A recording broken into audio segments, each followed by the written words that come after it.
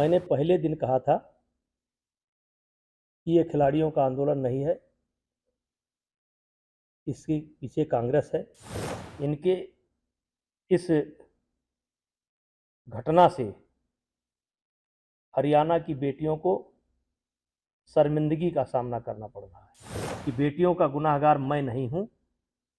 बेटियों के सम्मान का कोई अगर गुनाहगार है तो बजरंग है, दिनेश है, या आंदोलनकारी है। एक दिन कांग्रेस को पछताना पड़ेगा, एक दिन कांग्रेस को पछताना पड़ेगा। आप कुश्ती जीत करके नहीं गई थी, आप चीटिंग करके गई थी, जूनियर खिलाड़ियों का हक मार करके गई थी। भगवान ने वही सजा दी है आपको। 18 जनवरी को जब जंतर मंतर पर 2023 में धरना प्रारंभ हुआ था, तो मैंने पहले दिन कहा था कि ये खिलाड़ियों का आंदोलन नहीं है, इसके पीछे कांग्रेस है। विशेष करके भूपेंद्र हुड्डा, दीपेंद्र हुड्डा, प्रियंका जी, राहुल जी, ये कांग्रेस का आंदोलन है। और आज ये बात सच साबित हुई कि इस पूरे आंदोलन में या हमारे खिलाफ जो षड्यंत्र हुआ, इसमें कांग्रेस शामिल थी और जिसको लीड भूपेंद्र हुड्डा कर रहे थे। तो क्या लगता है कि चुनाव में कितना असर डाल पाएंगे हरियाणा में? जैसे कि चुनाव में उनको टिकट दिया गया, कितना असर डाल पाएंगे? देखिए, क्योंकि मैं बहुत दूर बैठा हूं, लेकिन हरियाणा की जनता को मैं कहना चाहता हूं कि भूपेंद्र हुड्डा और दीपेंद्र हुड्डा या बजरंग या दिनेश, ये लड़कियों के सम्मान के लिए नहीं बैठे थे। इनके इस घटना से हरियाणा की बेटियों को शर्मिंदगी का सामना करना पड़ रहा है। उसके जिम्मेदार हम नहीं हैं, उसके जिम्मेदार भूपेंद्र हुड्डा हैं, दीपेंद्र हुड्डा हैं और ये आंदोलनकारी हैं। और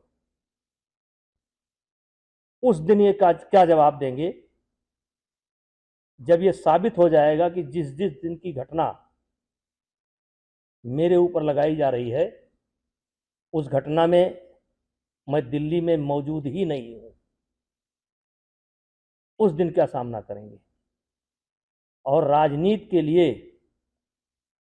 इन्होंने बेटियों का इस्तेमाल किया, बेटियों को बदनाम किया, विशेष करके महिला खिलाड़ियों के सम्मान को ठेस पहुंचाया। और ये बेटियों के सम्मान के लिए नहीं लड़ रहे थे, ये राजनीति के लिए लड़ रहे थे। इनकी स्क्रिप्ट, पूरी स्क्रिप्ट कांग्रेस के द्वारा लिखी जा चुकी थी। बेटियों के सम्मान का कोई अगर गुनाहगार है तो बजरंग है, दिनेश है, या आंदोलनकारी है। और जो स्क्रिप्ट लिखा भूपेंद्र हुड्डा ने, ये जिम्मेदार हैं, मैं जिम्मेदार नहीं हूं। अगर बीजेपी आपको प्रचार के लिए वहां भेजे तो आप जाएंगे, प्रचार करेंगे? अब मुझको बीजेपी क्यों प्रचार के लिए भेजेगी? बहुत नेता हैं बीजेपी के अंदर, लेकिन अगर कहेगी तो मैं जा सकता हूं। चुनाव में कितना असर उनका होगा, क्या लगता है? देखिए, एक दिन कांग्रेस को पछताना पड़ेगा, एक दिन कांग्रेस को पछताना पड़ेगा। नेता जी, क्या लगता है आपको, जिस तरीके से साक्षी मलिक ने ये कहा कि वो उनके विचार में पार्टी ज्वाइन कर रहे हैं, लेकिन मुझे लगता है कि त्याग कर देना चाहिए, क्या आपस में कुछ उस तरीके से देख के कि मतभेद हुआ, टिकट नहीं मिला? अब इस पर मैं कोई अपनी राय नहीं व्यक्त कर सकता हूं, लेकिन 18 जनवरी को जब जंतर मंतर पर प्रदर्शन शुरू हुआ था, तो उस दिन तमाम ऐसे लोग थे जिनको लगा था कि शायद इसमें सच्चाई है, महिलाओं के साथ बदतमीजी हुई है, बेटियों के साथ बदतमीजी हुई है। आज वो लोग भी अपने आप को छले महसूस कर रहे जिस हैं। तरीके से पहलवानों का नुकसान हुआ, इस समय कुश्ती में जो नुकसान हुआ इसका भरपाई कौन करेगा? ये पहलवान लोग प्रदर्शन करते रहे, कहीं ना कहीं नुकसान हुआ। इस बार ओलंपिक में भी मेडल देखिए, कमाए। इन्होंने हरियाणा खेल के कारण या खेल का के क्षेत्र में भारत का मुकुट है, और जिस तरीके से इन्होंने लगभग 1.25 साल तक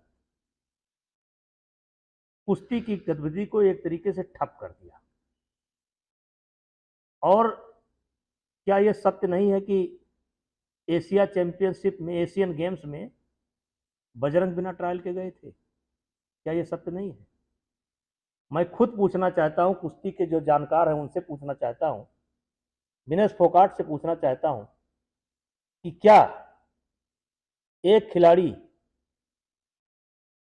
एक दिन में 2 वजन में ट्रायल दे सकता है? क्या वजन के बाद 5 घंटे तक कुश्ती रुकवाई जा सकती है? आप नियम की बात कर रही हैं। क्या यह नियम है कि एक दिन में एक खिलाड़ी 2 वेट कैटेगरी में ट्रायल दे? इसमें आपने हक नहीं मारा? क्या 5 घंटे तक कुश्ती नहीं रुकवाई? क्या रेलवे के रेफरियों का इस्तेमाल नहीं हुआ?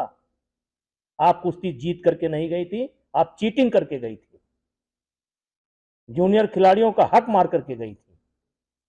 भगवान ने वही सजा दी है आपको। एबीपी गंगा, खबर आपकी, जुबान आपकी।